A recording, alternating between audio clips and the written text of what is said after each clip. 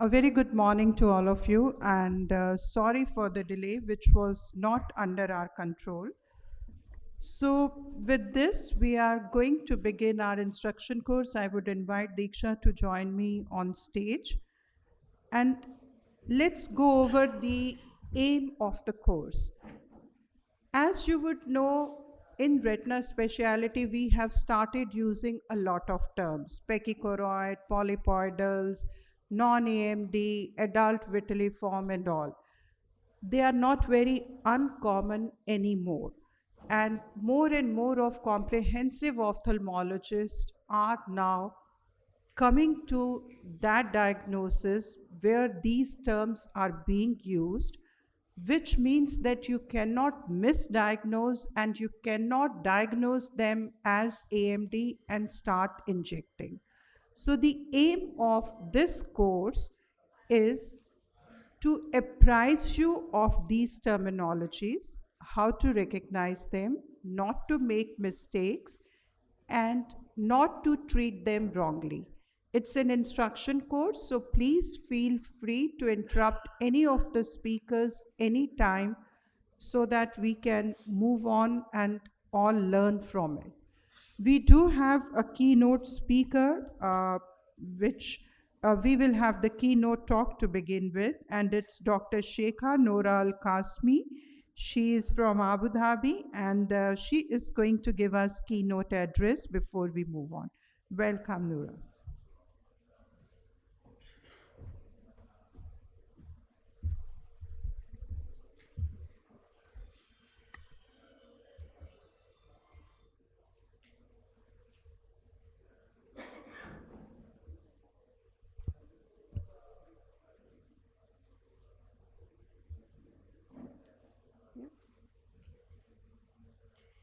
Good morning, everybody. Thank you so much, Dr. Vishali Gupta, for introducing me.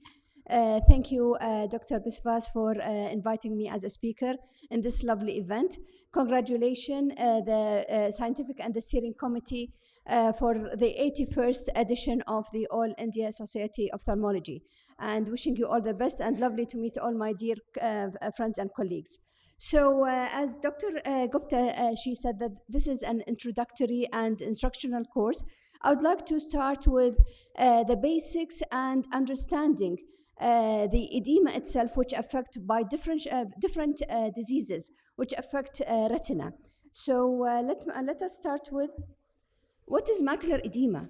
It is accumulation of excess fluid in the extracellular space within the macula area, typically in the inner nuclear outer plexiform, Hillis fiber layer, and subretinal space.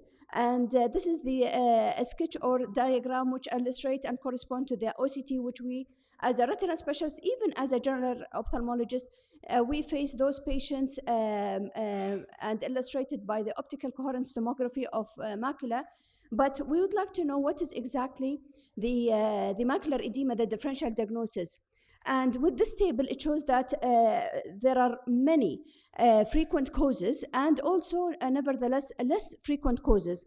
And the top priority is or the most frequent cause is due to diabetic retinopathy. However, we will never underestimate the other frequent causes, such as the AMD, and which this session is all about medical retina.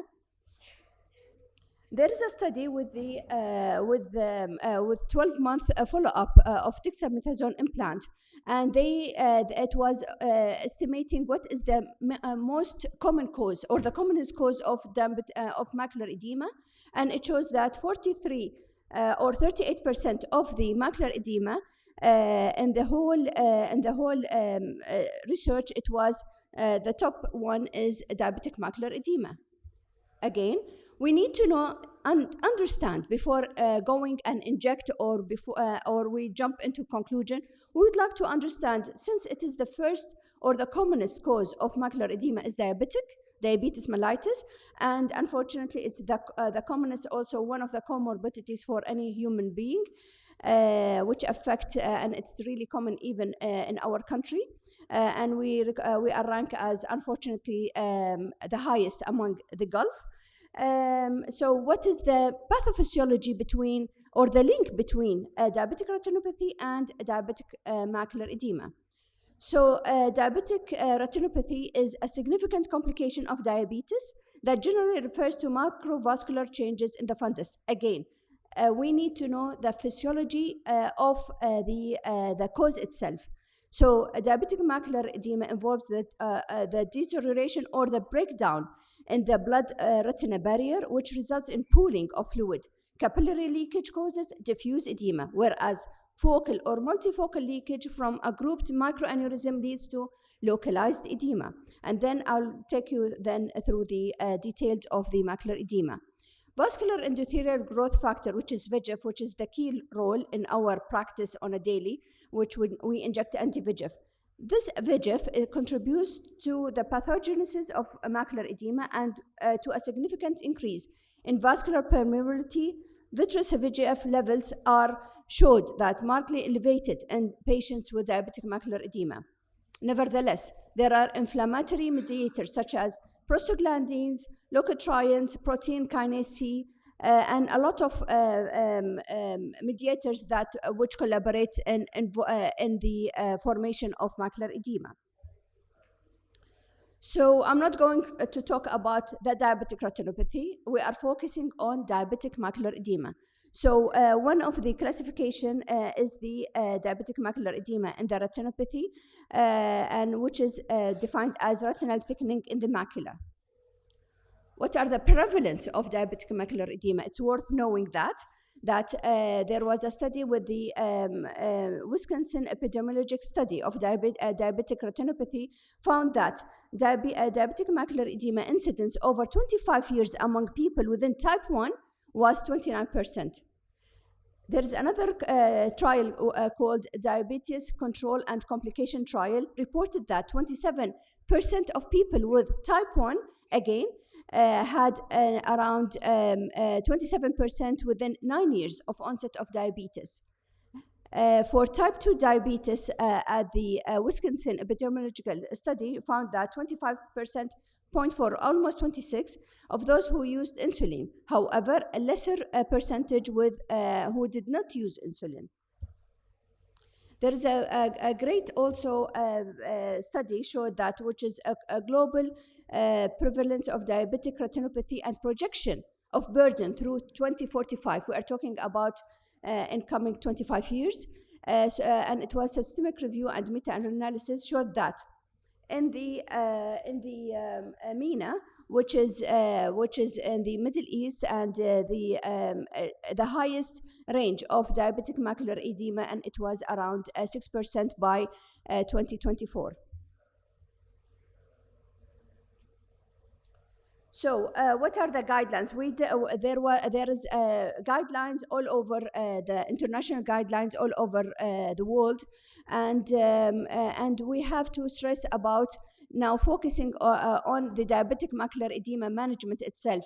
So the systemic management consists of good control of diabetes mellitus and HbA1c. So with every patient, I always ask not the daily recording of his blood sugar. However, the HbA1c is indicating how much he is doing well.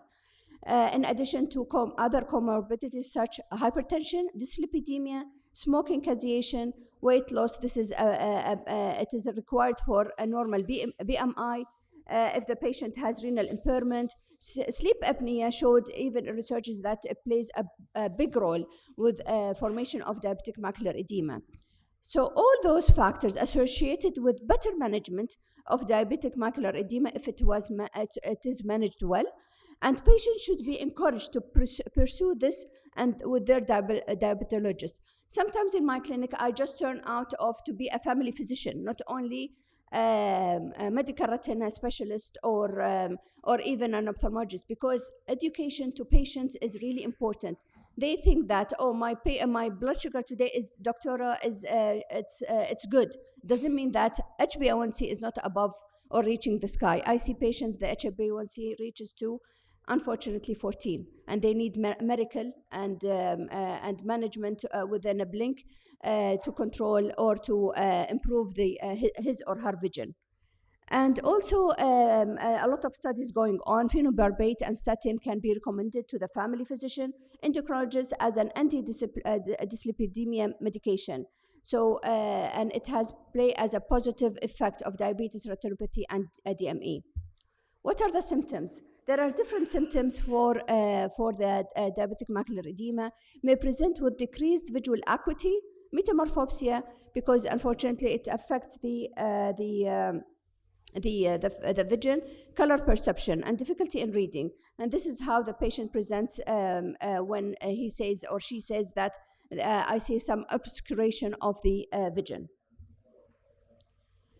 Regarding the maculopathy, we have diabetic retinopathy and we have a maculopathy. So we are focusing on diabetic macular edema. There is focal, diffuse, ischemic, as we know, and we are going through later on with the investigation, mixed, which is combined between diffuse and focal.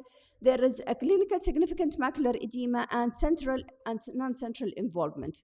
So this illustrates and everybody who goes to a medical school will know this simplified but very important and crucial to us. This diagram, this is as ATDRS for defining the clinical significant macular edema. And as per this, we are managing our patients. Because of the insidious nature of both diabetic retinopathy and DME, all diabetic patients should have an ophthalmic evaluation to screen for eye disease, consisting of comprehensive eye examination with ancillary testing and imaging as appropriate. First of all, the non-magnetic or digital retinal photography, and this has been even not only in the retina clinic, even in the ambulatory or family physician, they do like a diabetic screening. And in United Arab Emirates, we have ambulatory services to refer our patients after their screening and on the fundus. Shall I continue? We would like you to wind up, please, if possible, to conclude. So, what are the treatments approach? We had also like a flow chart in our Emirates Society of Ophthalmology. We did a great work with the scheme for the mind mapping for DME management. But there are next. Such as anti-VEGF, such as other pathways, extended release platform, and also subcutaneous drug delivery and oral drug delivery. And there will be in pipeline topical drug delivery. So thank you so much for taking the Thank you time. so much, Dr. Noura. That was a very comprehensive overview of diabetic macular edema. Thank you for visiting India on behalf of AIOS. So now we finally begin with our instruction course, and our first speaker is Dr. Diksha Katoj. It's the entire PGI team, so it's a PGI instruction course. Now Diksha is going to talk about that you do see a case of thickened choroid, and as you would know, there is a lot of hype about pachychoroid. But one has to remember that all the thick choroids are not pachychoroid, and pachychoroid is not a term that can be used very loosely for any thickening in the choroid. So Diksha is going to talk about like when do you call it pachychoroid and what should you look for. Over to you, Diksha. Thank you, ma'am. Thank you for giving me this opportunity. Can I have my slides, please? So I'll be discussing about what we need to know about pachychoroid. Now, pachychoroid is a term which is now included to cover a spectrum of diseases associated with a thick outer choroid. And the spectrum includes pachychoroid pigment epitheliopathy, also includes central serous choroidopathy, pachychoroid neovasculopathy, polypoidal choroidal vasculopathy. A subset of it is associated with thick choroids, peripapillary pachychoroid spectrum, and some parts of the focal choroidal excavation. Now, all these entities actually seem to have a common pathway, and the effects of that pathway are seen as this spectrum. So I'll just begin with a case. This is a 24-year-old male, a software consultant with history of distortion and diminution of vision in the left eye for 3 weeks and history of steroid use. On presentation, he has features which are typical of CSC. We have a serous PED, we have SHREM, a subretinal fibrin. Diksha, if I might interrupt you here, like we have the course running for comprehensive. Now, if you see a pocket of fluid here, how important it is for them to look at the choroid? Because normally, you think it is like CSC, you don't look at the choroid. So can you elaborate, please? Especially for CSC, ma'am. CSC, I think most of the patients will have the finding of a thicker choroid because the underlying pathophysiology is a choroidal hyperpermeability. So the presence of the thick choroid is not something which is different from the pathogenesis. So it is going to be there. It's not something which is rare or finding. But this is a term, increased choroidal thickness may be present in other diseases also. So you have to look at the other findings and then see. And for disease management purposes, I don't think it is going to make any difference. But yes, the association we should know, because sometimes the features of CSC may not be there. Still, you may have findings that are associated here, like you have the dilated Haller's layer, which is compressing on the choriocapillaris and causing thinning of the choriocapillaris layer. What is important is that the other eye, it at this time does not have any manifestations of any disease. It is a normal eye, but still the choroid appears to be thickened in this case. So the first thing that was said, that the subfoveal choroidal thickness is increased in this spectrum, and it is not just subfoveal. There may be an extramacular or extrafoveal area which may be thickened corresponding to the manifestations of the disease. And there is attenuation of the inner choroid, the focal or diffuse attenuation of the choriocapillaries and the Sattler's layer overlying the dilated Haller's layer. So when you have attenuation, it was called as pachychoroid disease, or when there was no attenuation, it is simply referred to as pachychoroid. But interesting is the ICG findings. Normally we don't do ICG for these, but this was part of a study where we were looking at the features in acute CSC. So we see that we have a typical angiographic pattern, and we don't need an ICG to diagnose this. There's a typical smokestack leak that we see. But if you see the ICG corresponding to the area of involvement, we definitely see there is a discrepancy between what we see on the nasal half of the ICG and the temporal half. And we do see that there is an increased, that the choroidal vessels in the temporal half of the macula are dilated. There are venous anastomosis between the superior and the inferior half, where it should be actually a watershed zone like we see on the nasal half. And we do see some fuzziness in the posterior pole, which is what is described for the pachychoroid. And even in the other eye, where there are no findings as of now, we do see similar findings of an increased the increased caliber of the choroidal vessels and veno-venous anastomosis. So the presence of pachy vessels, choroidal vascular hyperpermeability in the mid to late phase, intervortex anastomosis, and choroidal filling defects may be associated in this spectrum. Pachychoroid pigment epitheliopathy is actually described as a first form of CSC, where there is no subretinal fluid. Patients are usually asymptomatic, but there may be focal RPE abnormalities on FAF, irregular drusenoid RPE elevations, which are referred to as pachydrusen, absence of the soft drusen. Pachychoroid neovasculopathy is a term which is associated with type 1 neovascularization overlying pachychoroid disease, because sometimes we see neovascularization and it is not AMD, it is not CSC, and we are looking at what could be the possible cause. We rule out inflammation, and we still don't know what is the cause of this neovascularization. Possibly, if we see such cases, then we should look at whether the disease is associated with a thick choroid.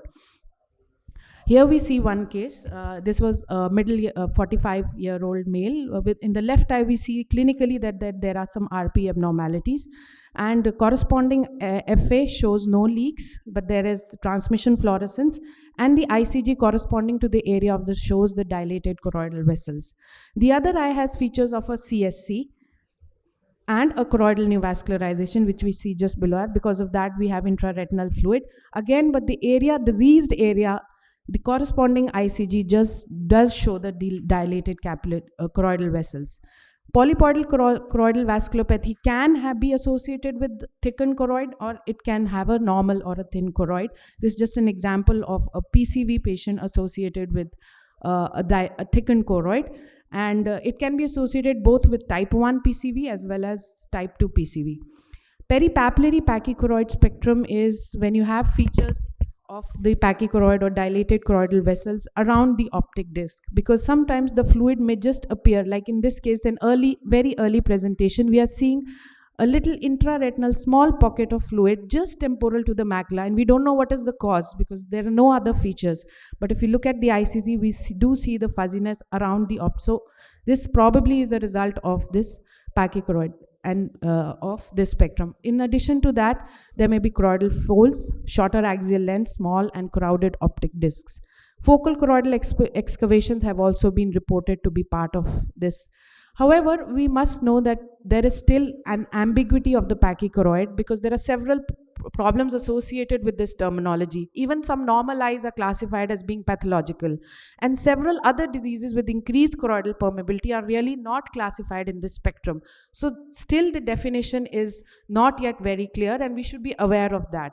And now the term that is being used for this is the chronic venous insufficiency is the underlying cause of this increased choroidal thickness. And it has been proposed that probably there are some local venous outflow abnormalities that result in increased hydrostatic pressure. And because there is a lack of a glial lymphatic tissue in the choroid and a lack of fractal branching, because if we compare the retinal circulation, we have the normal dichotomous branching. But if you see the choroidal circulation, they are more like kind of a parallel pipe appearance. So several parallel pipes which drain into the vortex veins. So maybe because of a difference in the drainage patterns, this may affect the choroidal circulation more as compared to the retinal circulation. And the pathogenesis now being proposed is that there is an intrinsic or an extrinsic effect on the venous loading that results in increased venous pressure, that results in venous remodeling and intervortex anastomosis, which increases choriocapillary pressure overloading, may lead to increased leakage or a decreased perfusion leading to ischemia. And then the effects may vary. If the eye has been able to compensate these changes by ability to egress the fluid through the sclera, it may become normal. However, if that ability is not there, then it may result in leakage to the RPE detachments, followed by fluid, followed by presence of a neovascularization. So to conclude, the term pachychoroid is probably just an epiphenomena rather than the etiology. Venous insufficiency intrinsic or because of intrinsic or extrinsic factors, some of which we really do not know, whether there are local factors, whether the sclera plays a role, because in our own pilot study, we did find that patients with CSC had thicker scleras compared to patients with PCV versus AMD. So whether there are intrinsic or extrinsic factors that play a role, but basically there is some obstruction to flow at the vortex vein level, and the mechanisms causing the venous overloading are variable, but a defined pathophysiology may allow for maybe better methods of repair. As of now, how this is going to change our practice paradigms, management paradigms, we're still not very sure. But yes, it kind of is terminating into a chronic venous insufficiency. Thank you, Diksha. If I can extrapolate into simple words what you have said, is that on OCT, you see thickened vessels, there may be overlying serous fluid, there may be multiple PEDs, there may be abnormal new vessels, and there may be choroidal excavation. But the bottom line is that you have thick choroid and you have compression of the choriocapillary lip. You showed beautiful ICG. Do you think a comprehensive ophthalmologist actually needs to do ICG to diagnose pachychoroid? No, ma'am. I think an OCT is enough to diagnose the pachychoroid, but the ICG is not really needed for that. But this is just, I've made the pictures just to give a presentation and to show what actually the findings are. So why is it important for them to know about pachychoroid? Because you said we are not sure about the management. So what is the take-home message? That if they see these thickened vessels, what do they do? No, ma'am, it's that suppose there is a PED with pachychoroid. Yeah. What should they do? So if there is a PED with a pachychoroid, first thing that not all of those PEDs are going to be CSC. It could be a spectrum of PCV also. That's one point. And then if they maybe they need to follow this up and look at the development of fluid, there may be sometimes underlying a neovascularization, which if they can detect maybe on OCTA if they have, or maybe in that situation they may need an angiogram. But otherwise, I think the relevance as to how this is going to change our management is not yet clear. But it's also important And to this- know this this because clearly- if we label it as AMD and start them on monthly injection of Avastin, sometimes in pachychoroid that really doesn't Yes, ma'am. work. And So- patients who are chronic CSC like where we don't have anything to offer, if we see a thick choroid and presence of long standing fluid and we rule out new vascularization, maybe they may be candidates of doing scleral windows. And also, I think don't get intimidated with retina surgeons making the diagnosis of pachychoroid and you feeling inadequate that you could not make the diagnosis. It is honestly, nobody knows. It's just a thick choroid. So there is no need to get intimidated, but there is a need to know about these things. Now, Diksha beautifully mentioned about polyps. Like if you see, you can see sometimes the polyps, and polyps would be one of the in the spectrum of pachychoroid. Now, Simmer is going to extend it to see that suppose you are seeing polyps, how does it affect your management? So, over to you, Simmer. Thank you so much, ma'am. Thank you for having me in this course. Can I have my slides, please? Thank you. I can't see them over here.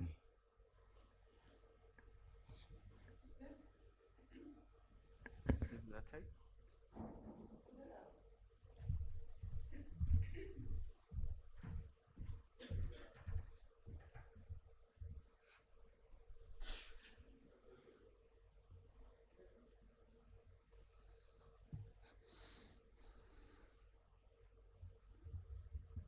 So, while Simmer is fixing up, the polyps may be seen in patients with AMD, they may be seen in pachychoroid, or they may be seen standalone. So, what Simmer is mainly going to tell you in AMD context, because that's what we see most commonly. So, if we see there are polyps, how do we proceed?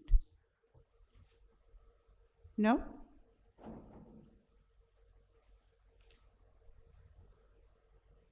So, Anirudh, would you like to give any comment? Okay, we get it after this. Fine.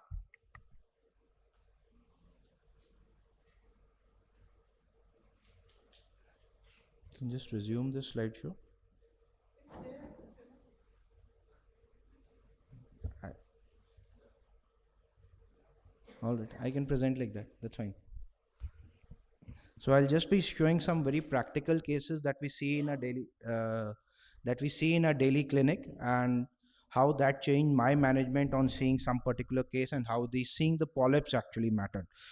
So polyps are aneurysmal dilatations of the inner choroidal vessels, and they are seen usually at the end of a branching vascular network, and they are characteristically seen in patients with polypoidal choroidal vasculopathy, which is part of the spectrum of the pachychoroid spectrum. And ICG angiography still is the gold standard for the diagnosis of polyps. So this is the PCV diagnostic criteria as given by the Everest trial. And so this mentions that the focal hyperfluorescent lesions appearing before 6 minutes on ICGA plus at least one of the following, which are the secondary criteria, is essential for making the diagnosis of PCV. So polyps are very essential to the diagnosis, and so is the management of the disease, as we will see further. So this is my first case, which I saw just a week earlier coming from here. 72-year-old male came with complaints of sudden decrease of vision in the left eye for the last 2 months. No history of prior ocular trauma or surgery. Suspected case of pancreatic malignancy under evaluation. Known case of benign renal cyst. No history of diabetes or hypertension. This was the right eye, which was essentially looking normal. Patient had a good visual acuity. This was the left eye, with the patient was 636. You could see a pearly white mass temporal to the fovea, some hemorrhage. So just on looking at it, the first thought in my mind when the patient had given so many cards, shown his history, probably maybe a metastasis over there, but something was not quite fitting. Then there were these lesions that were just superior nasal to the fovea. You can see those reddish lesions over there, which were again not adding up to the picture of that. Uh, or, both eyes autofluorescence and OCT, which shows you some chronic changes of RP changes in the autofluorescence in the left eye. Right eye, there is one focal area of hypoautofluorescence, but rest of it looks fairly normal. This is a closer look at the OCT of the left eye, where you can see this large fibrovascular PED, uh, which has kind of a notch like appearance, and this PED over here, which again has these roundish structures just beneath the uh, peak of the PED or the thumb shaped PED, and this double membrane sign over there. And then again, some more scans to just show the fibrovascular nature of the PED. So we were suspecting that this could probably be PCV. Uh, so this is the video ICG that we ordered to document that. And if you look at the ICG angiogram on your right side, you can see that within the about 15 seconds, the branching vascular network starts filling up over there. And you can see those pinpoint hyperfluorescent lesions, which are kind of expanding now, both in the area at the top of the hemorrhage and the area on the nasal side. So this will just show you in still frames the same thing. The area that was superior nasal to the reddish lesions that we were seeing, those were also polyps, and just in that large area nasal to that also there was the branching vascular network and the polyps. The right eye, the ICG showed some changes, but I'm not sure how to interpret these given the context that the left eye has. We have seen polyps now. So this was the multimodal imaging of the patient. OCT angiography, there's a lot of fuss about it, but given that I had seen the polyps over here, I can say that yes, these are polyps on OCT angio. But had I seen just the OCT angio, it would be difficult. But yes, when you see the flow map and the OCT of the cross-sectional OCT flow map, you can see these lesions that was seeing as the humps on the PED, that you can see this flow also over there. They were probably the polyps that were showing up. We made a final diagnosis of PCV, treat and extend with aflibercept for with ILIA, and watchful observation for the right eye.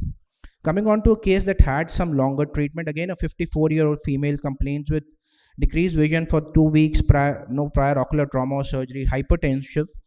She presented with this, the right eye, which was essentially again normal, and this in the left eye, where you can see this large bleed at the posterior pole at multiple levels. You can see the this reddish color of the bleed, which was likely subretinal, and this lighter color of the bleed, which was going more extensive, that was likely sub-RP. So looking at the bleed, both of them are subretinal, but probably in different compartments. And on OCT, the right eye did not have much to say about. The left eye, you can see the various compartments of the bleed as we were seeing. This was the subretinal component. Again, this notched PED and this this hemorrhagic PED going right up with the sub-RP bleed. So again, in this case, we had PCV right at the top of our mind, but also hypertensive query, ruptured arterial mechanism. But with so much of bleed, we didn't go ahead with ICG right at that point, because that would have occluded everything. We gave 3 injections of aflibercept in the patient, and this is the follow-up on 3 injections. You can see that hemorrhage going away and the PED is flattening out. At this point, we did the ICG. The right eye again did not show much. The left eye, if you have a look, you can see this again. This is kind of a partially treated PCV, so that branching vascular network is also crenated, and these polyps are also kind of regressing in this case that you can see.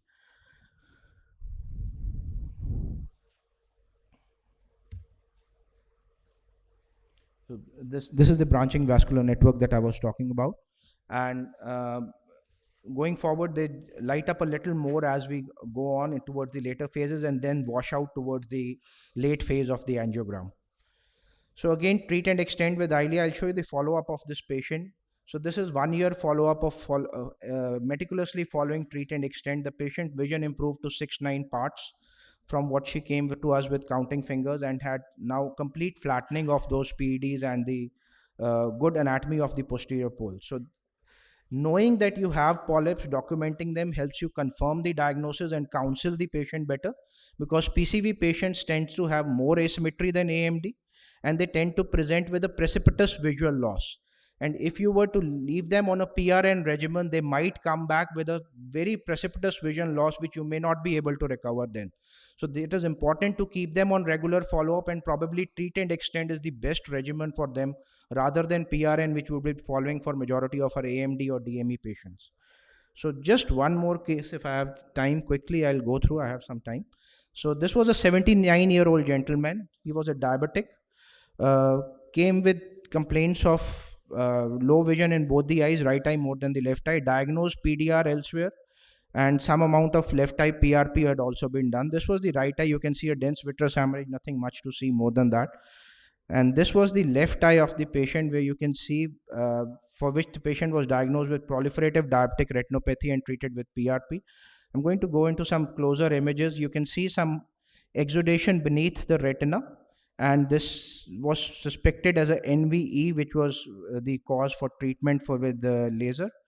And if you take a look at the inferotemporal area, you can see this multiple mounts similar to what we saw in the other case. Uh, this component, which is brighter red, is likely subretinal. You can see the vessel going above it. This component over here is sub RP. You can see the darker red color because it is covered by the RP. And these some suspected orangish lesion. I know the diagnosis, so I'm suspecting them. Clinically, I did not, but I could see the various levels of the bleed that were present in this case. So it is not a subhyaloid or a pre-retinal bleed that we would typically see in a diabetic patient. And this was the inferonasal, again some bleed in the subretinal and the sub-RP space, and some amount of fibrosis, which indicated that there was probably some subretinal fluid, and that had resolved subsequently, which left that subretinal fibrosis over there. And the laser scars, of course, you can see over there that had been done. So looking at this picture, this was definitely not looking like diabetes. So we kept a clinical diagnosis of PEHCR, peripheral exudative hemorrhagic chorioretinopathy, which is kind of a peripheral variant of PCV, and planned the patient for an ultra wide field autofluorescence and ICG angiogram. So this was the ultra wide field FFA. Again, it shows staining. Most of it does not add much information. Some leakage in the temporal half and the late frames, but doesn't give you very typical lesions of it. But now we have this ultra wide field angiogram, and we saw some nice pictures with ma'am also.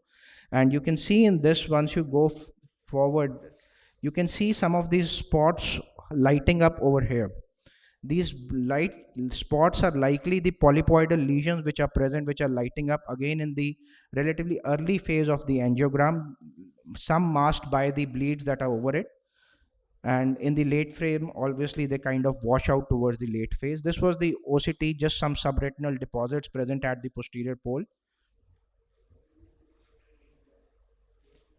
And this was the OCT passing through the peripheral region over there.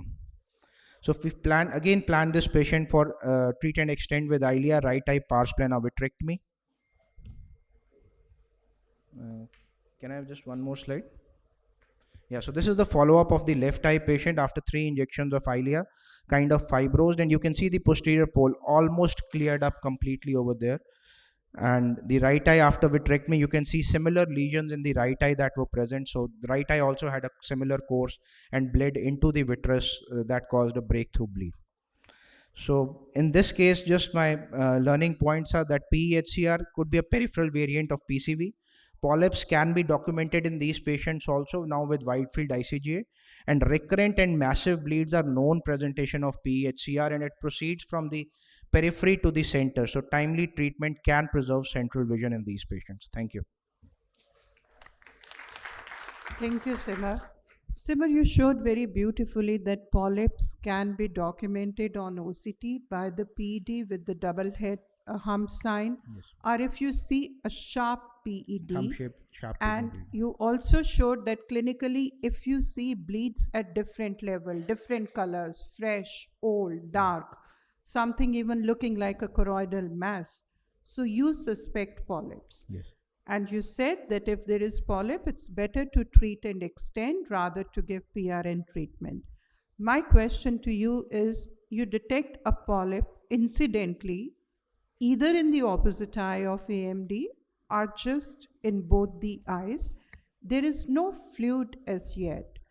Can you do anything to prevent the bleeds from the polyps? So, ma'am, at that point, I would talk to the patient. I would tell them that this. I always tell them in these cases also that you have the tendency to have this in the other eye also. So, any disturbance, any distortion, you come to us early. Uh, at that point, if the polyps are not subfoveal, I would consider doing some focal laser to them so that I can regress them there and then. But without fluid, I would not treat at that point of time. I would wait for some activity to show up and probably follow up that patient closely. I think that becomes very important if you are diagnosing polyp, whether it is incidental or in the opposite, apparently normal eye of the patient. The counseling is very important. The patient should be aware that there is something which might be impending. Laser or not is your choice, and we will not go into that area, but a close observation and counseling is very important. So, with these two talks, we did hear about pachychoroid and how to look at the polyps. Yes, Saurabh. For some of you who are standing at the back, there are rows in front. Please feel free. Yeah. So you showed some very interesting cases, Dr. Simmer, and in most of them they were more severe. So if you have a polyp, a PCV case in which there's not much of a bleed and just mild fluid, do you always recommend 3 loading doses, or in those cases maybe you can just give one anti-VEGF and then see how it goes on from there? So I would prefer to give a loading dose because that has been shown in the clinical trials with a better effect, and we have better evidence for that. But then at the end of the 3 doses, it is up to you to do a clinical activity assessment and then extend the treatment further. But I would prefer to give 3 loading doses. So it would be similar for any kind of severity of PCV. Yes, sir. Because that's the best evidence we have for it. Thanks. Can I ask a question? Sorry. Yes, sure. To Seema, it's about the third case in which you did a vitrectomy, you said. What was the need for vitrectomy? Because there was no vitreous hemorrhage? What was the? Was the indication for the vitrectomy? He had vitreous hemorrhage. In the PSCR, Right what eye was the had indication vitreous for the hemorrhage. vitrectomy? In the PHCR, case, yeah, you should what- because that vitreous works as a depot for that ilia. If you remove that depot and the fovea is spared, then what's the logic for doing that vitrectomy? He had a bleed. In a PSCR, I think PHCR, the there patient was. had a dense gray vitreous hemorrhage. I think he showed two eyes. Right eye had vitreous hemorrhage with proliferative diabetic retinopathy. Left eye also had the laser done for proliferative, but media was clear. He did not do vitrectomy for left eye. He did it So for the right eye eye. that presented with dense vitreous hemorrhage, I- that was vitrectomized, and that showed similar lesions of PHCR in the periphery. The left eye, no vitrectomy was done. Thank you, Sima. Moving on to the same spectrum, we have Dr. Anirudh Agarwal, who's moved to Abu Dhabi, but we still consider him part of PGI. He will be talking about looks like AMD, but is not AMD. And this is very important because many a times you would see that you have been treating a patient as AMD, and then patient goes to a higher center and he's told, oh, this is not AMD. Why have you been given injections? So it's very important to know the mimicals of AMD. Over to you, Ani. Very good morning, and thank you to Dr. Vishali ma'am for making me part of this IC year after year. And these patients, really, I'm going to show you 5 cases of AMD, and these are all from PGI. And what I'm going to show you is the important question which Dr. Vishali asked. When you have a patient with AMD, to my mind, I think there are 2 points which we need to understand. One is whether you inject or not. So whether there is a neovascular process or not. And second, if there is fluid, what do you do with the fluid to protect the photoreceptor damage? So this is a patient who is a 73-year-old male, has previous injections Lucentis elsewhere, and comes with a visual acuity which is low in the left eye. You can see that there are some yellowish lesions even in the right eye. So you have deep lesions and you have hemorrhage in the left eye right in the center. Now, if you look at the OCT of this patient, the OCT clearly shows you that there is a membrane and there is fluid. And of course, there is fluid even in the right eye. So to our minds, without thinking much, we could go ahead and inject. But if you really look carefully into this problem, going back to the fundus photograph, so you have some neovascular lesion, a grayish membrane, which we classically call as choroidal neovascularization, but you don't observe a single drusen in either eye. And this is one very important finding that you should be looking for in all your AMD cases. Now, in general, we like to classify our CNV lesions into type 1 and 2 or mixed. This is a classic case of type 2. And remember, in all classic cases of type 2, CNV where you have subretinal membrane, you must always consider a secondary cause. So if you look at this patient, this is the fluorescein. It's not much contributory. There is leakage. This is because of the choroidal neovascularization. So the diagnosis, of course, like I said, will be again very simple, bilateral CNV in wet AMD. But what does the ICG show here? The ICG shows you that there is hypoperfusion in the macula in both the eyes. And you have more lesions. You have satellite lesions around the central area. So this is not really an AMD. And these lesions were actually highly suspicious of choroidal granuloma. And this is where your ICG comes to a central role in managing these patients. So this patient went on to get investigated with ACE, TB, CT scan. The chest CT was positive, quantiferon was positive, and this patient had a sputum culture which was positive for TB.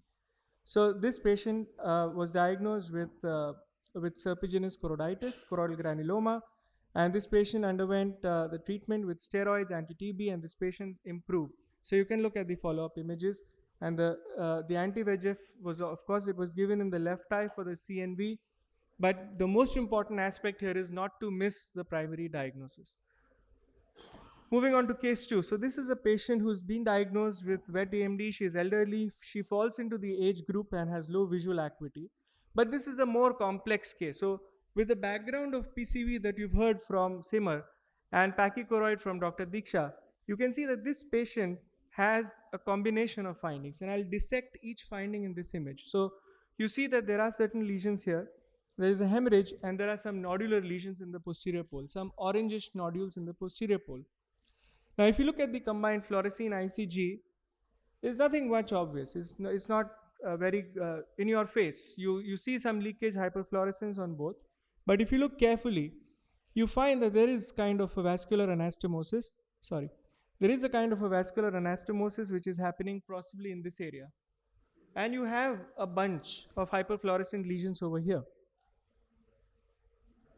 So we're looking at this particular area here. And this is the area where you had the bunch of the PCV, kind of a polypoidal lesion over here at the bottom. And you had this kind of anastomosis in the superior part of the macula. This is the OCT of the patient. Now, the OCT passing through the bottom of the lesion where we suspected polyps, you see the peaked PED, the hunch, which is classic of PCV, and a polyp. So definitely there is no doubt that this patient has polyp in the eye. These are further scans from the bottom lesion. The bottom lesion, which is hyperfluorescent, you see a tall peak PD, you have the double layer sign. All of these are classic of PCV. So PCV forms a very important diagnostic, a differential of AMD. And I'll just go back to the superior lesion. The superior lesion is actually a RAP lesion over here that you can see. So many of these patients can present with a combination of findings. When you have a pachychoroid, they can have a combination of findings, and these present a very important differential diagnosis of AMD. Moving forward, so I'm going to skip this because this has been covered. You can now diagnose PCV without ICG. You don't need ICG. You have multiple signs on OCT by which you can diagnose PCV. The third case is this of a male patient who again has been diagnosed with bilateral AMD, and you can see here that there is some fluid in the center in the left eye, and you have separation or double layer sign sort of in the macula. But what you see also is a pachychoroid, and the choroid is focally quite thick in the nasal part of the macula. So this is the ICG. Again, you have this hyperfluorescence, and this is what we classically call as PNV, pachychoroid neovasculopathy. Again, going back to the fundus photograph, this patient does not have any drusen or any other feature of AMD. And this is when you should look at the other differentials. When you have a pachychoroid, in general, eyes with AMD will have a thinner choroid. But if you have a pachychoroid spectrum, look at other possibilities and look at PNV, I think, which is often under recognized in our clinics. The importance of doing that is that these patients can have an overlap.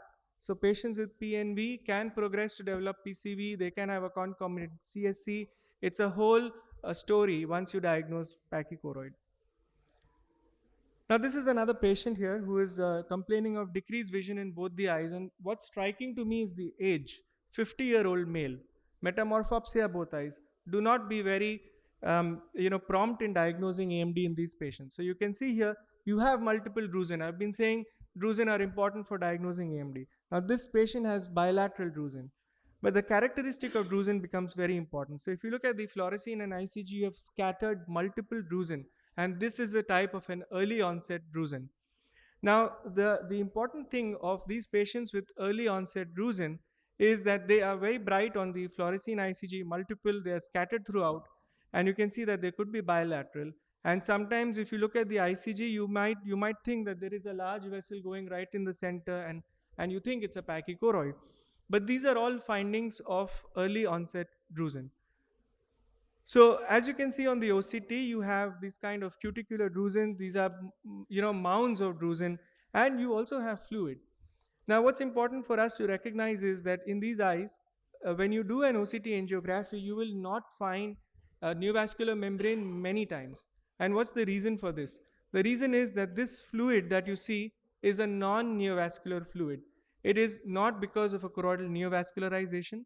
Many of these eyes will have fluid, and this is possibly because of micro leakage. The drusen may be leaking, so we don't really know what's happening. But this is not a neovascular process. So before you start injecting, just hold on, do not inject. And I would say that just follow up these patients with OCT angiography periodically to make sure that what you're treating. So do not be very prompt in, again, treating with anti-VEGF. This patient came back with the same OCT without any change in the fluid 6 months from the initial follow-up without any treatment. Now, this is my last case. This is another patient with recent onset metamorphopsia only in the left eye. Now, you can see over here that there is definitely a lesion which is located in the center, and you have a hyperreflectivity right in the intraretinal area and separation causing a double layer sign. This is the fluorescein. Again, it shows you hyperfluorescence, not very contributory. It's showing some late leakage, but the autofluorescence becomes the most important in these patients. So with the autofluorescence image, you have the one spot diagnosis of adult onset vitelliform disease. So this is a vitelliform lesion which is located in the center. And again, going back to the OCT, I just want to highlight this hyperreflectivity in the intraretinal area. So the hyperreflectivity in the intraretinal area, and sometimes these hyperreflectivity may migrate. It may be even present subretinally. And this is the clue to diagnose vitelliform disease. And of course, the autofluorescence gives you the diagnosis.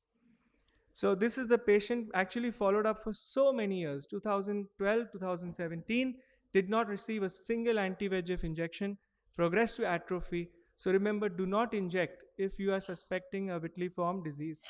And so I'll just summarize. So PNV, PCV, they're the most important components of pachychoroid that you can confuse with AMD. Uveitis in some situations, early onset drusen, and vitelliform disease. Thank you so much. Thank you.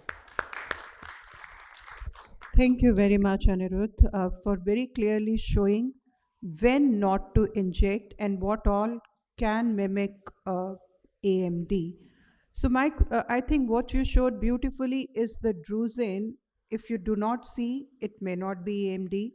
And secondly, not to confuse familial drusen with age-related drusen, because familial will be distributed all over the posterior pole, and on angiography they will lit up differently. Right. So yes, Saurabh, questions. We are welcoming all the questions, please.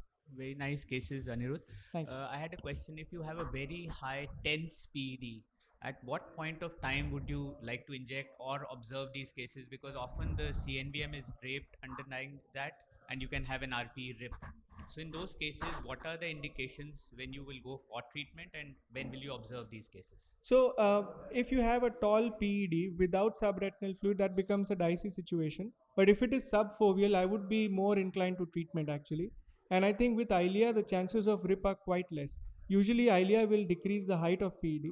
So if I feel that the PED is quite high with subjective symptoms of metamorphopsia or decrease in vision, I would be inclined to treatment. So, and of course, if you find fluid, then there is no doubt that you will inject. Any steps you'll take to prevent this RP rip in your experience? Do you do anything different in these cases? Would you do a paracentesis? Would you give some Diamox? Or It because doesn't. it's commonly Yeah. believed that a sudden increase in IOP in these cases can lead to a rip. So You could do half injection of ILIA. You could do a half dose rather than full dose. But I think paracentesis probably will not help. So I think the insult is when you do the injection itself. So some people actually do half injection ILIA, half dose. Thank you. Yes, the next question.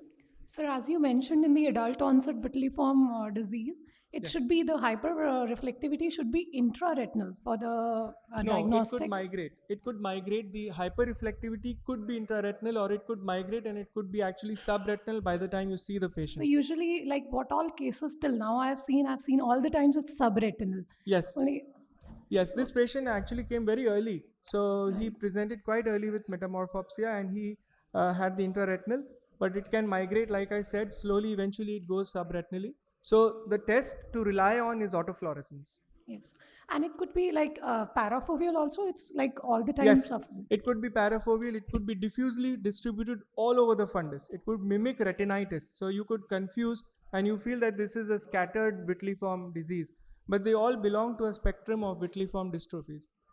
Thank you, sir.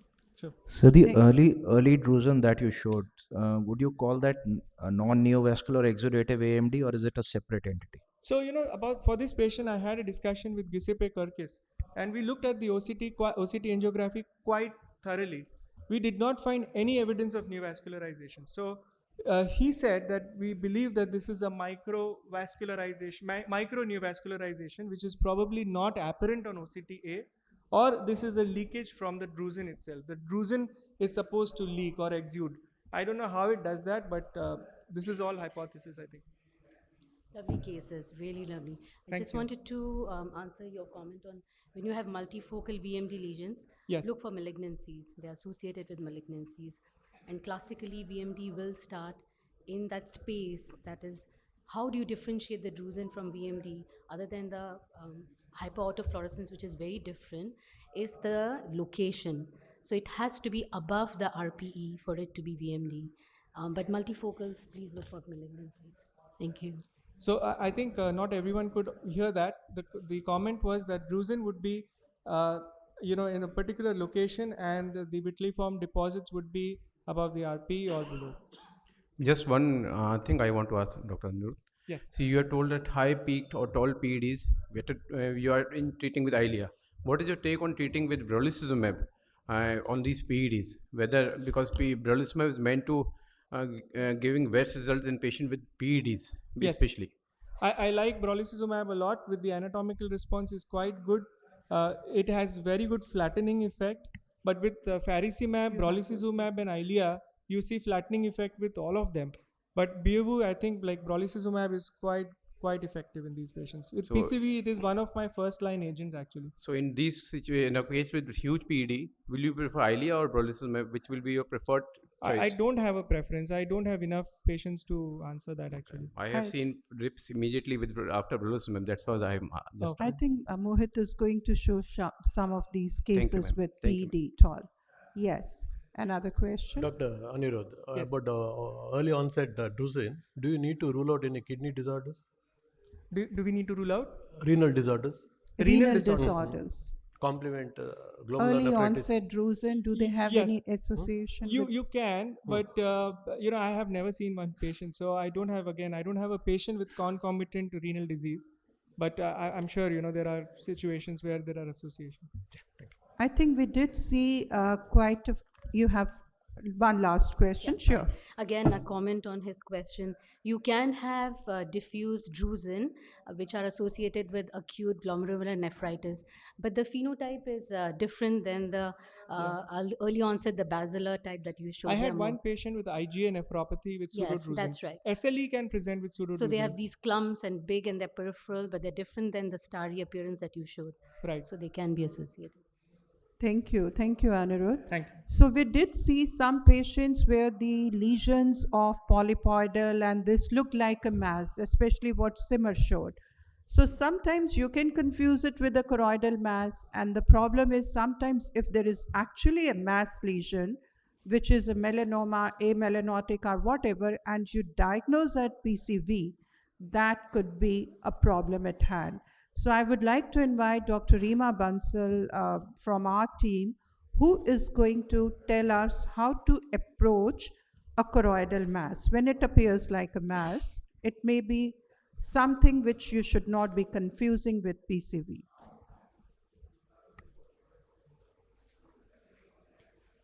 So, very good morning to all of you, and thank you, Dr. Vishali, for having me here and as a part of the IC, and thank you, AIOS.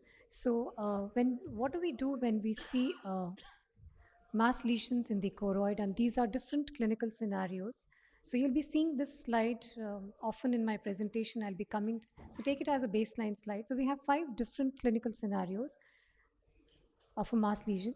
And let's look at the first one where we have this solitary lesion in the posterior pole of the left eye. And all that we do is, after taking the clinical history and the examination, we resort to the first non-invasive imaging, that is the OCT. And at times, OCT is good enough to give us the clues. And here we can see a large bump from the choroid pushing the RPE and the neurosensory retina forward, with a good amount of subretinal fluid as well as fibrin.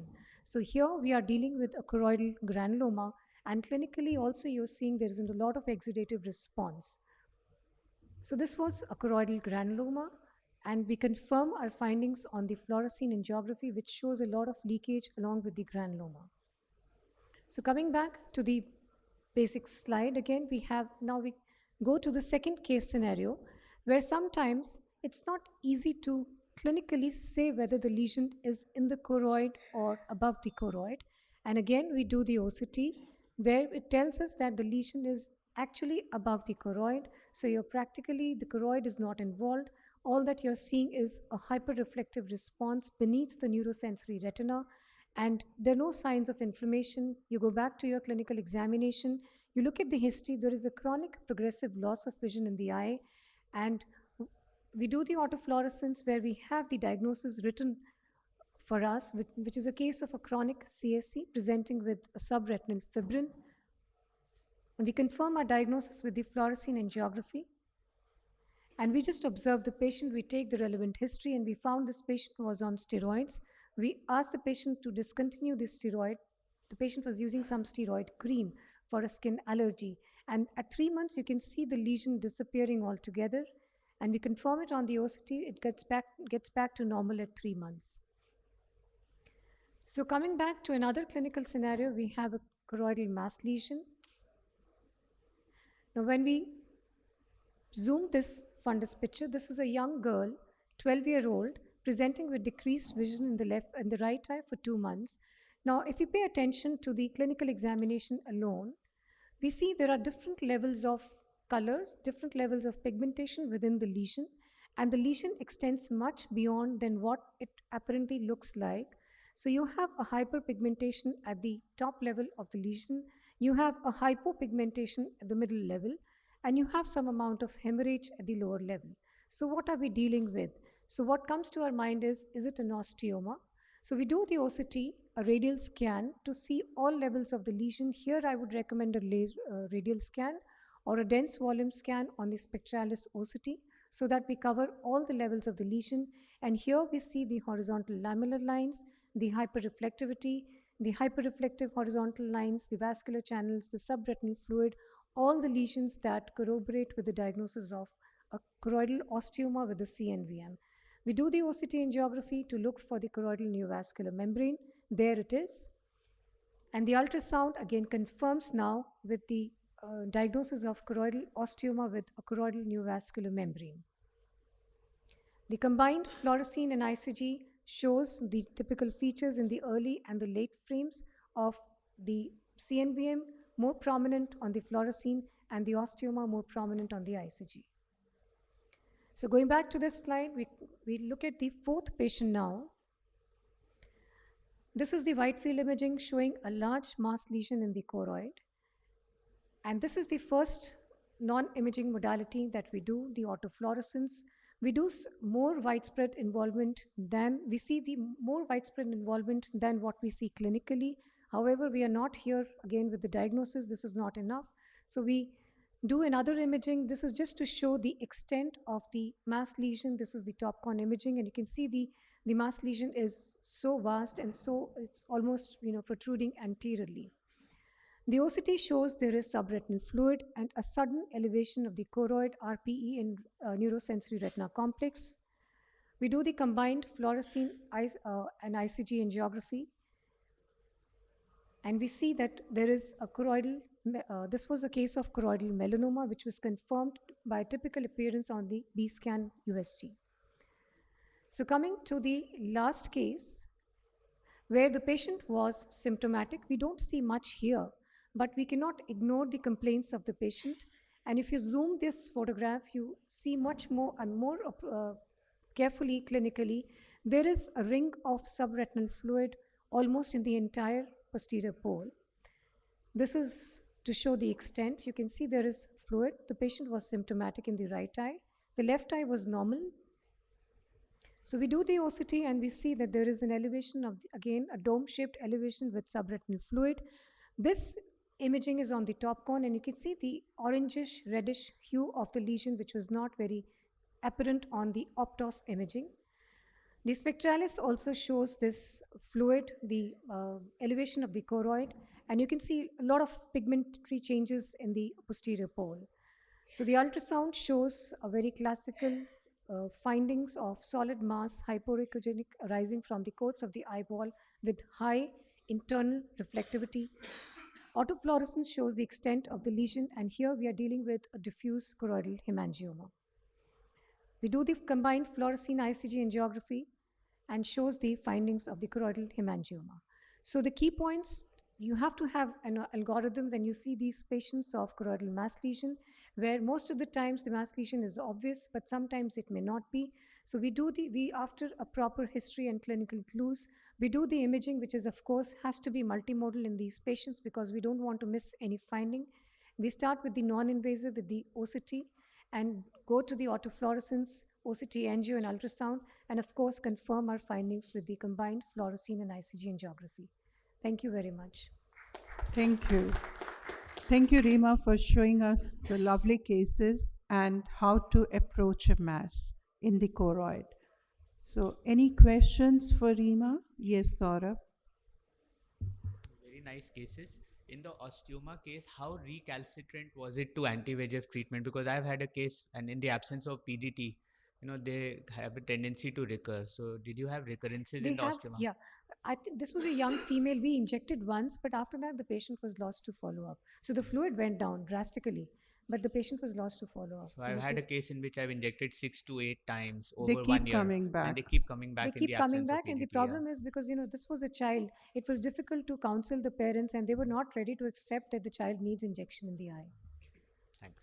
With this, we move on to the last talk by Mohit Dogra, and that answers a very important questions. Sometimes you see CNV, especially in the era of OCT angio, and there is no fluid. And sometimes you see fluid, and Anirudh showed us that sometimes drusen can leak and there is no membrane. So what to do in either of these situations? Over to you, Mohit. Thank you, ma'am, and thank you for the opportunity. So as ma'am, beautifully set me up with this. So basically 2 different spectrums: membrane, no fluid; fluid, no membrane. What do you do, right? So I'm going to start with the relatively easier to understand of the 2, but at least to me. So case 1, a 75-year-old male had sudden painless decrease in vision in the right eye for 8 days. No complaints in the left eye at this point. Count fingers vision, you can see a pretty large submacular bleed. Also would have had, I think, a bleed in the past, which because it's altered and below the infratemporal arcade, doesn't take rocket science to know what that is. That there is artifact, and you'll soon see why, because we have fetal follow-up on that. So kindly ignore that. Had multiple drusens in this eye. That's the blown up of the same, and hence the artifact is also there. So multiple drusens, no hemorrhage, no fluid clinically. Patient was 612 parts, had had a very early immature senile cataract, and this is the best corrected vision. That is the OCT which is passing all through, and I said that's an artifact because that was pseudo color, but you can see that all the scans, you can see flat, irregular FIPED, SIRE, whatever you want to call it, but there is no evidence of any intraretinal, subretinal, or sub-RP fluid, and there is no evidence of any SHREM either. So for as far as current understanding and accepted treatment and kind of brackets of labeling patients are concerned, this patient is non-exudative. It's not exuding, right? So whatever we did for the right eye, I'm not going to concentrate on that. This is, talking about the left eye. That's a blown up of the same. You can see, just those arrows are just showing you the double layer sign and what that is and not. The retina was dry, both within, underneath, and below the RPE. And that's how the patient remained. The SSOCTA, however, showed that there were two complexes, which is one of that was there. I hope and the other one was almost like a semicircular, like a C-shaped, which was kind of conforming to the foveal avascular zone. So this patient had a membrane, no fluid, no symptoms. And mind you, this is a fellow eye which has had catastrophic vision loss secondary to wet AMD. So this is what the patient had. We chose to not do anything at that point in time. 3 months follow-up. Vision's not changed. The patient is not symptomatic. There is no fluid. I'm not showing the multiple OCT scans, so you'll just have to trust me on this. A 3 months follow-up. All the radial scans were same. No sub, intra, or sub-RP fluid. No SHREM. However, on the OCTA, you can see that butterfly kind of thing has actually become, the vessels are more denser, as are maybe the vessels in the which were in that kind of sea which was surrounding the foveal avascular zone. So now you have, so it's clear that this is a case of a non-exudative neovascular AMD. Fair enough. Patient's asymptomatic. We have 3 months follow-up. Patient's not saying anything, doesn't complain, but the membrane on octa has become denser. Whether it's grown or not in size, no, but it's definitely more vessels there. So what do you do? Well, we chose to observe. We discussed with the patient, smart guy. Unfortunately, COVID hit all of us. He came a year and a half later. And smart, I'd actually trust him on this. He had no complaints till this point in time. Even at this visit, although he had lost one line, he was not complaining. At this point in time, I think it's a no-brainer. The PDs have grown. He has subretinal hyperreflective material. He has subretinal fluid. Advised anti-VEGF, but the patient somehow said, no, I'm okay. I just came because COVID was over. I was visiting Chandigarh, so main aa gaya ji aapko dikhane. So that's what he said. Of course, he comes a month later. I mean, we know once these membranes tend to start to exude and grow, that's what happened. Has now, almost all the telltale features of wet exudative AMD, has clinically detectable submacular hemorrhage, subretinal fluid, intraretinal fluid. You can see that membrane, those two separate ones have now bunched up together and formed the typical Medusa head kind of appearance there. Was managed, with monthly aflibercept injection. This is a recent follow-up, so 2, and has actually gone down to that.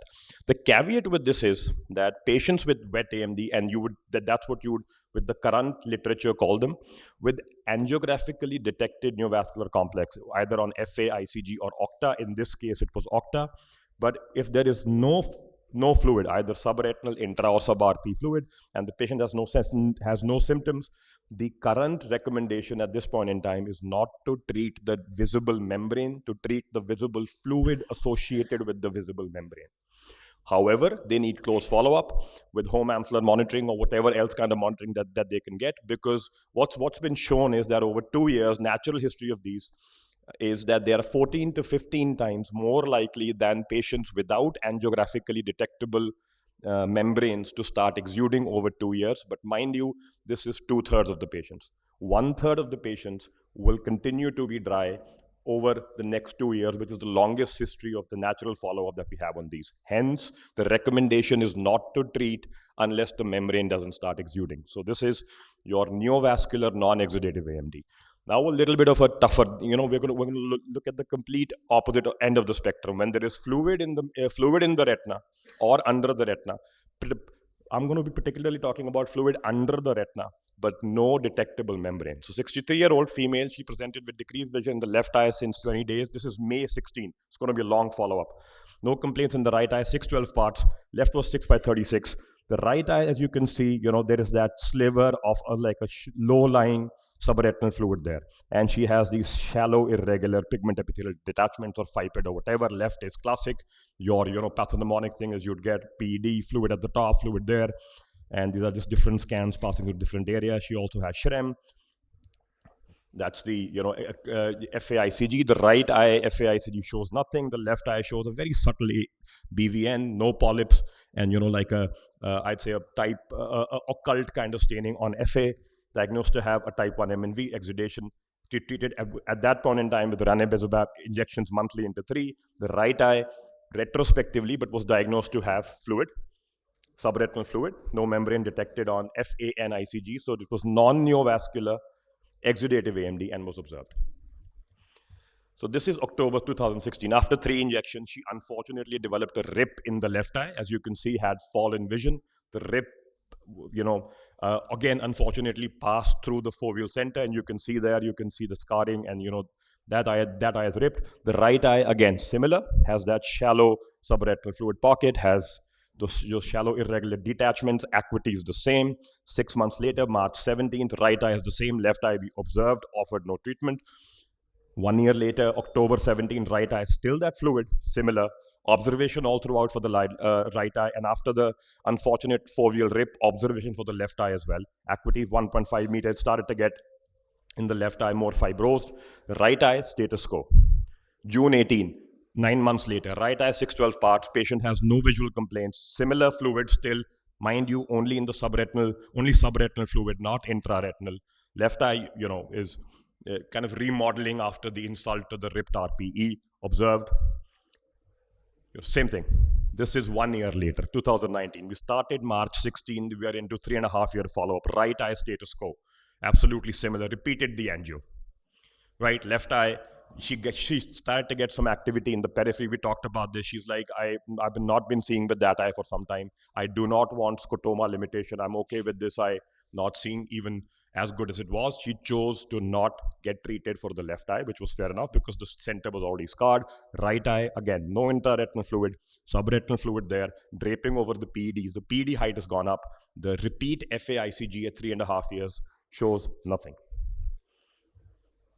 COVID hit us, 2.5 years follow-up, COVID-19 pandemic. Now she came recently, October 22, and she said she has gradual vision reduction right eye, which is her only seeing eye, 3 to 4 months, had a cataract, 618 vision, could not do the ICG at that time, just could do the FA. The FA showed nothing, staining of the drusens, some subretinal fluid. There was, the PDs have gone up. You can also see that on the fundus photo. Left eye is just, just to show what happened to this eye after 2.5 years of patient not doing anything. The cataract had gone up, considerably. You can see the fundus photo is not that clear anymore. Again, that was done. OCTA was done at that stage. OCTA was repeated again. Patient was observed. This is the last follow-up. Patient comes from Himachal, regular follow-up. This is May 2023. 6.5 years of following a patient which had subretinal fluid at presentation over shallow irregular PEDs. With no progression, no intraretinal fluid, no reduction in vision, no evidence of a membrane on FA, ICG, or OCTA, and this is what the patient had, and that's why we observed this patient. So I'm going to then come to the caveat of this because I think that'll be my time. So the caveat with this category of patients is where you have fluid, and I'm just talking about subretinal fluid, not subretinal with intraretinal. But there is no angiographically detectable neovascular membrane either on FA, ICG, or OCTA. The subretinal fluid can be present in any one of the 3 locations, the third of which is the case that I showed. You have your shallow irregular PEDs or your FIPED, and you have a sliver of like a drape of subretinal fluid. That the other can be presence of fluid over a large PED like that at the tip, almost like a cap, and at the edges where that PED joins the normal retina. So presence of fluid, subretinal fluid there over a large PED, over there or at the angles, or shallow irregular PEDs with a sliver of a subretinal fluid drape in the absence of any angiographically detectable membrane. These are non-neovascular. They could be drusenoos or whatever. Maybe Dr. Aniruddha talked about that, as ma'am was saying. But the idea is not to inject at that time. But 60% of them, natural history over 5 years, will go on to, for that PED collapsing, and they will go on to develop a huge patch of geographic atrophy. So that needs to be told to the patient. That's the natural history. And unfortunately, to the best of my knowledge, we don't have a drug available to modify that natural history in our current armamentarium. Thank you. Thank you, Mohit. The message is very clear. Yes, I'll take up the question. And for the next team, we got all 25 minutes late, so bear with us for another 5 minutes. Dr. Mohit, very good presentation. Thank so you. In your last case, where you showed large PED with a very shallow SRF, Yeah. if the patient is symptomatic, even then we need to observe or we should treat? Anubhav, I'll show that case to you. I wanted to show it, again, a long follow-up. I glossed over that. I'll discuss that. But so typically the patient was acutely symptomatic when the patient came again, 7-year follow-up, because the patient, she's an anesthetist. She is faculty with us at PGI. She's HLA-B27 positive, so she has had fundus examinations since a long time. So she did not have any PED. She suddenly got a PED, and she was symptomatic but with her refractive correction, she got 6.6 at that time. Did not have any fluid over the apex. Okay. None of the FA-ICG octat didn't show a membrane in either of the eyes. Okay. Was followed up 7 years. Again, has had yearly FA-ICGs and octavs, hasn't shown a membrane. Fluids remain there, like that apex on top, asking, and is there. symptomatic means Yeah. patient is 618 or 624 or 612 parts like that, not 6.6. If they come with recent drop in vision. If I have documentation that the patient did not have that prior to so this patient, so I'll answer that with this patient. We'll do So 6.6 patient, we had follow up of no PED, got a serious PED with some fluid on top, remained like that for 7 years. We did not treat. Most patients you'd see you will not have a prior follow-up knowing that the PED wasn't there. But we chose not to treat this patient even then, because this is not said to be a VEGF-driven process. There are other molecules at play. I totally The agree. membrane is not going to go there. This in case I totally agree. Yeah. Thank you. And with this, we come to the end of a very interactive session. And I would like to thank you all for being here with us and throughout the session. And I'm also very happy and honored to have all my students with me in the panel. And they have done such a great job, great cases, great images. Thank you, everyone.